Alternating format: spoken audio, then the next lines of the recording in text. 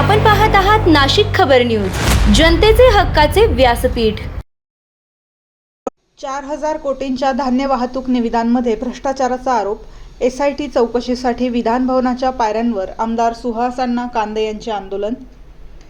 मुंबईतील विधान भवनाच्या पायऱ्यांवर आमदार सुहास अण्णा कांदे यांनी अन्न व नागरी पुरवठा विभागाच्या सुमारे 4000 कोटी रुपयांच्या धान्य वाहतूक निविदा प्रक्रियेविरोधात ठिय्या आंदोलन केले।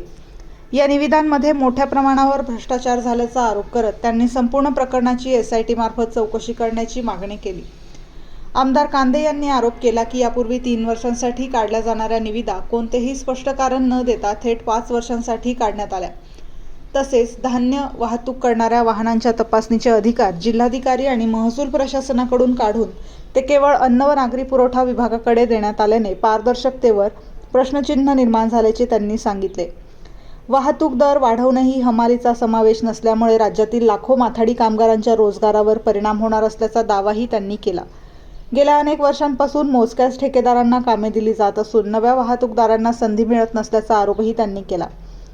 यावेळी आमदार कांदे यांनी 4000 कोटींच्या निविदा तात्काळ रद्द करणे, संबंधित शासन निर्णय मागे घेणे, SIT चौकशी करून दोषी अधिकारी आणि ठेकेदारांवर गुन्हे दाखल करणे तसेच पारदर्शक पद्धतीने नव्याने निविदा प्रक्रिया राबवण्याची मागणी केली। आंदोलनादरम्यान आमदार कांदे यांनी समीर भुजबळ यांच्यावरही गंभीर आरोप करत अन्न व नागरी पुरवठा विभागातील निर्णय त्यांच्या प्रभावाखाली घेतले जात असल्याचा दावा केला। तसेच या कथित गैरव्यवहारात त्यांच्या भूमिकेचीही निष्पक्ष चौकशी करण्याची मागणी त्यांनी केली। या भ्रष्टाचारामध्ये समीर भुजबळचा सहभाग आहे हे मी आवर्जून सांगतो। मी आपल्याला सांगतो की हे जे 4000 कोटीचे टेंडर आहे हे पूर्वी 3 वर्षाचंच राहायचं। गेली 20 वर्षापासून 3 वर्षाचंच होतं। यावेळेस हे 5 वर्षाचं टेंडर केलेलं आहे आणि गेली 20 वर्षापासून तेच कॉन्ट्रॅक्टर आहेत। हायकोर्टात गेलो होतो, मी आपल्याला हायकोर्टाची प्रत देतो। हायकोर्टाने याच्यावर ताशेरे ओढले की गेली 12 ते 15 वर्षापासून तेच कॉन्ट्रॅक्टर का बरं आहेत? महाराष्ट्रात बाकी कॉन्ट्रॅक्टर शिल्लकच राहिले नाहीत का? बाकीचे कॉन्ट्रॅक्टर कामच करत नाही का? आणि मग ही रिंग हे 26 कॉन्ट्रॅक्टर आणि समीर भुजबळ हॉटेल अँबेसेडरच्या मालिक मॉल सोसायटीमध्ये बसले। मी तर असं म्हणेल की SIT स्थापन करा, यांचे लोकेशन चेक करा, समीर भुजबळचं लोकेशन चेक करा आणि या कॉन्ट्रॅक्टरचं लोकेशन चेक करा। आपल्याला सगळे माणिक मॉलचे लोकेशन सापडतील। SIT स्थापन करा। मी आदरणीय मुख्यमंत्री महोदयांना विनंती करतो की SIT स्थापन करा आणि SIT स्थापन करून याची चौकशी करा।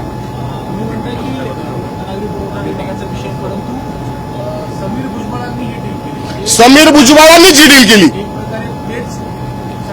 सर्व विभाग समीर भुजबळच चालवतो। आदरणीय साहेबांना बऱ्याच गोष्टी माहीत नसतात। सर्व व्यवहार आर्थिक भ्रष्टाचार हा फक्त समीर भुजबळने केलेला आहे।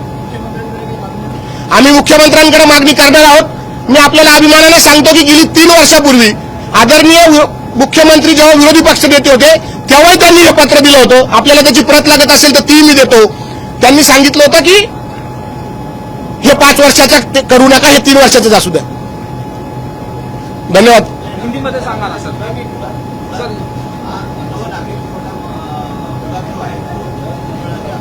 यस,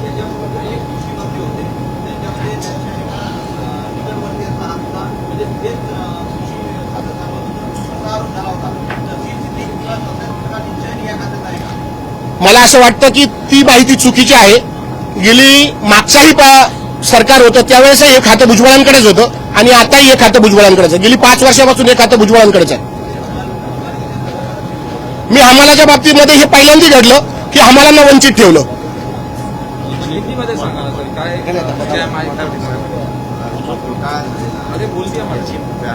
जास्त आहे आणि मागणी करते पण कारवाई होत नाही।